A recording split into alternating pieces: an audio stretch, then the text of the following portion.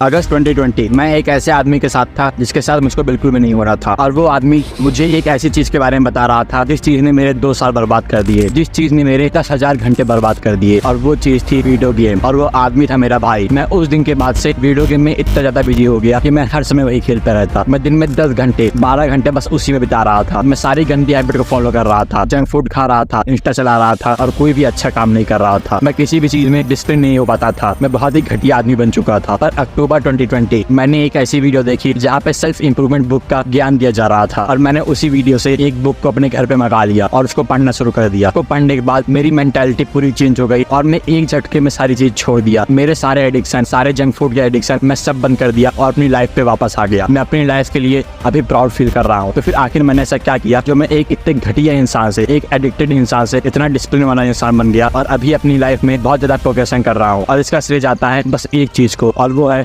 Discipline. तो इस video को मैंने स्टेप बाय स्टेप में बांटा है, जिसकी वजह से आप इसको अच्छे से समझ पाए। और जो एक्शनेबल स्टेप मैं बताने जा रहा हूँ उसको आपको step by step he follow करना है, क्योंकि अगर आप ऐसा नहीं करोगे तो आप बहुत जगह अटक जाओगे। तो अपने पहले स्टेप से शुरू करते हैं। तो जो हम लोग का पहला स्टेप है वो है अंडरस्टैंडिंग डिसिप्लिन। तो बहुत सारे लोग डिसिप्लिन का मतलब जानते ही नहीं है। वो लोग सोचते हैं कि उनको जिम जाने में मजा आ रहा है, वो लोग रोज जिम जा रहे हैं, वो लोग डिसिप्लिन है। वो लोग रोज एक्सरसाइज कर रहे हैं तो वो लोग डिसिप्लिन है। पर डिसिप्लिन का मतलब ये होता ही नहीं है। अगर कोई बंदा जो रोज जिम जा रहा है उसको आप 2 घंटे के डीप वर्क में बैठा देंगे तो वो वाला काम नहीं कर पाएगा, वो उसमें अटक जाएगा। क्योंकि डिसिप्लिन, मोटिवेशन और विल पावर तीनों अलग अलग चीज है, पर हम लोग इसको एक जैसा ही मानते हैं। पहले हम लोग को इसका अंतर समझना पड़ेगा। विल पावर मतलब होता है हम लोग को एक काम करने का बहुत अच्छे से मन करता है, हम लोग को वो काम करने का बहुत ज्यादा मन करता है और हम लोग वाला काम करते हैं। जैसे जिम जाने का, हम लोग को जिम जाने का बहुत ज्यादा मन करता है तो वो काम हम लोग करते हैं। हम लोग को जंक फूड खाने का मन करता है तो हम लोग जंक फूड खाते हैं। हम लोग उसके पीछे मोटिवेटेड होते हैं। और डिसिप्लिन मतलब होता है हम लोग को वो काम करने का मन नहीं करता है, वो काम बहुत ही ज्यादा हार्ड रहता है और तब भी हम लोग वाला काम करते हैं, जैसे 10 पन्ने की स्क्रिप्ट लिखना। और विल पावर मतलब होता है कि हम लोग को वो काम करने का बहुत जोर से मन करता है पर हम लोग को उसको कंट्रोल करना पड़ता है उस काम को ना करने में। जैसे जंक फूड खाना,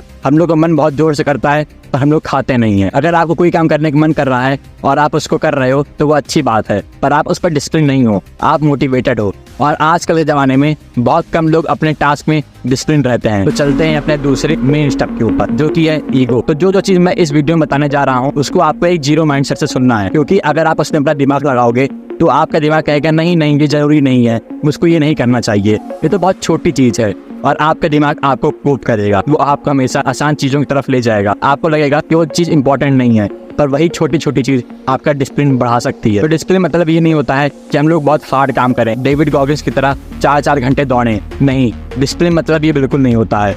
डिसिप्लिन मतलब होता है हम लोग एक ऐसा छोटा टास्क फाइंड करें, एक ऐसी छोटी गुड हैबिट फाइंड करें जो हम लोग अपने दिनचर्या में अभी नहीं इंक्लूड किए हैं, जो हम लोग कर नहीं सकते हैं, या फिर जो हम लोग को करने का मन नहीं कर रहा है। जैसे जंक फूड ना खाना, अपने बेड को सुबह सुबह उठ के बनाना, रात में ब्रश करना। ऐसी एक छोटी गुड हैबिट जो आप अभी अपने लाइफ में नहीं कर रहे हो और उसको करना शुरू कर दो डिसिप्लिन के साथ। जैसे मैं सारा अच्छा काम कर रहा था पर मुझको एक अच्छी हैबिट फाइंड करनी थी, तो फिर मैं सुबह सुबह उठ के बेड बनाना शुरू कर दिया। मैं ये काम 2 हफ्ते से कर रहा हूँ और कभी कभार मेरा बिल्कुल मन नहीं करता है बेड को बनाने का, पर इस डिसिप्लिन के लिए मुझको उस बेड को बनाना पड़ता है। मिलिट्री में भी यही होता है। जरा सोचिए, जो आर्मी मैन होते हैं उनको रोज सुबह सुबह उठ के बेड को बनाना पड़ता है ताकि वो अपने टास्क में डिसिप्लिन रहे। और आपका पहला एक्शनेबल स्टेप यही है, एक ऐसी छोटी चीज फाइंड करो जो आप नहीं कर रहे हो और उस पर डिसिप्लिन रहना शुरू कर दो। तो हम लोग का जो सेकंड स्टेप है वो है लेवलिंग अप। तो मैं बहुत दिनों से बहुत अच्छा काम कर रहा था, सारी अच्छी हैबिट को फॉलो कर रहा था, कोई भी गलत काम नहीं कर रहा था। पर मैं एक जगह पे आया जहाँ मुझको लगा कि मैं एक चीज पे अटक गया हूँ, मुझको बिल्कुल भी अच्छा फील नहीं हो रहा था। और तब मुझको पता चला कि मैं अपनी लाइफ में लेवल अप नहीं कर रहा हूँ, मैं अपने आप को इम्प्रूव नहीं कर रहा हूँ। अगर आपको सक्सेसफुल बनना है तो आपको कंसिस्टेंसी के साथ साथ अपने आप को इम्प्रूव भी करना पड़ता है उस टास्क में। तो जैसे आपने अपनी लाइफ में एक छोटी हैबिट फाइंड की थी, वैसे ही आप अपनी लाइफ में एक ऐसी हैबिट फाइंड करो जो आपके पर्पस से रिलेटेड हो और उस पर डिसिप्लिन रहो।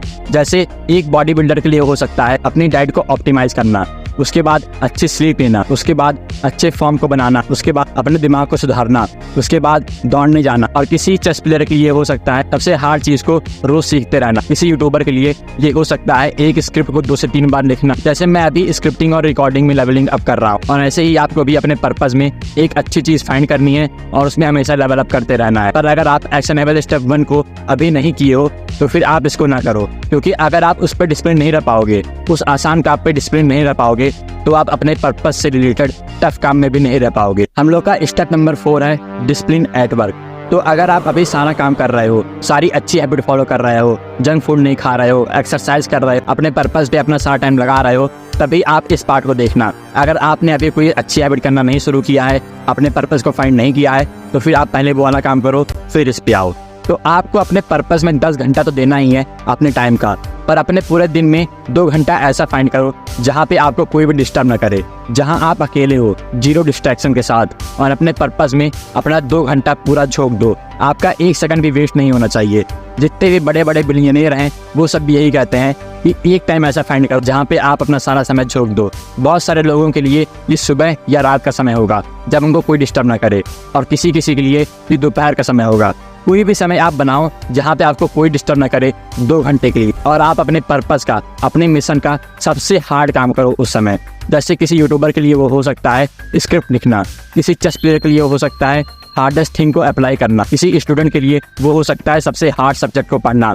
और आप ऐसे ही काम करते रहो, अपने वर्क में डिसिप्लिन रहो, क्योंकि ये 2 घंटे का डीप वर्क ये बहुत कठिन होगा, क्योंकि आप सबसे कठिन टास्क परफॉर्म कर रहे हो। और अगर आप एक्शनेबल स्टेप 1 और एक्शनेबल स्टेप 2 को ढंग से परफॉर्म नहीं करोगे तो आप इस पर कभी डिसिप्लिन नहीं रह पाओगे। तो आप पहले उन दोनों स्टेप पे डिसिप्लिन रहना सीखो, फिर इस स्टेप पे आओ, नहीं तो आपका माइंड बहुत ही ज़्यादा स्ट्रेस में आ जाएगा और वो कोई भी काम ढंग से नहीं कर पाएगा। तो आप अपना एक्शनेबल स्टेप 3 जान ही गए होंगे। अपने पर्पस में अपना 2 घंटा लगाओ जहाँ पे आपको कोई डिस्टर्ब ना करे। हर दिन सबसे हार्ड काम करो जो आपके लिए बहुत ज़्यादा इंपॉर्टेंट है। इसके बाद जो हम लोग का आखिरी स्टेप नंबर 5 है, वो है एक्सेलेंस इन आर एरियाज। तो पहले मैं बहुत ज़्यादा बेकार काम कर रहा था, बहुत गंदी स्क्रिप्ट लिख रहा था और मैं उससे ओके था, मुझको कोई दिक्कत नहीं थी गंदी स्क्रिप्ट लिखने में। और मैं उसी समय एक गंदे कमरे में स्क्रिप्ट लिख रहा था, मैं अपने कमरे को साफ नहीं कर रहा था और इसीलिए मैं अपनी स्क्रिप्ट को भी गंदा लिख रहा था। अगर आप अपने गंदे कमरे में बैठने के लिए ओके हो तो फिर आप एक गंदा काम करने के लिए भी ओके हो। अगर आप सुबह सुबह उठ के आलस दिखा रहे हो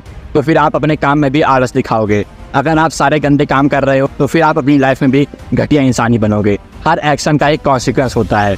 और उसी समय जब मैं अपने बेड को रोज सुबह दुरुस्त करना शुरू कर दिया, अपने आसपास बिल्कुल भी गंदगी नहीं रखा, तो फिर मैं अच्छी स्क्रिप्ट लिखना शुरू कर दिया। मुझको अंदर से फीलिंग आती थी ये स्क्रिप्ट बेकार है, और मैं फिर से उसमें मेहनत करता था और तब जाके मैं एक अच्छी स्क्रिप्ट लिखना सीखा। और यही चीज़ आपको भी करनी है। जितने भी एरियाज़ हैं आपकी लाइफ में, छोटी से छोटी चीज़, चाहे वो कूड़ा ही फेंकना क्यों ना हो, आप उसको अपनी लाइफ में करो। अगर आपका डस्टबिन कूड़े से भरा हुआ है तो फिर उसको जाके फेंको, इसको अपने हैबिट ट्रैकर में नोट करो। इसीलिए आर्मी मैन को रोज सुबह सुबह उठ के बेड बनाना पड़ता है और खाना बनाना पड़ता है। और जब आप हर एरिया में, हर छोटी छोटी चीज़ में अपने आप को अच्छा बनाओगे तो आप देखना शुरू कर दोगे आप अपने पर्पस के लिए अपने आप अच्छा बनते हुए चले जा रहे हो। आपको मन ही नहीं लगेगा बेकार काम करने में। अगर आप बेकार काम करोगे तो आप वही काम 2 से 3 बार करोगे ताकि वो काम एकदम अच्छा बन जाए। जैसे ये जो वीडियो है मैं इसको 3री बार रिकॉर्ड कर रहा हूँ ताकि मुझको अच्छा लगे, मुझको अपने कोर्स से अच्छी रियलाइजेशन हो, क्योंकि 2 बार मैंने बहुत ही घटिया वीडियो रिकॉर्ड की थी और यही चीज़ आपको भी करना है। तो उम्मीद है आप सारे एक्शनेबल स्टेप को फॉलो करोगे और अपनी लाइफ में अच्छा बनोगे।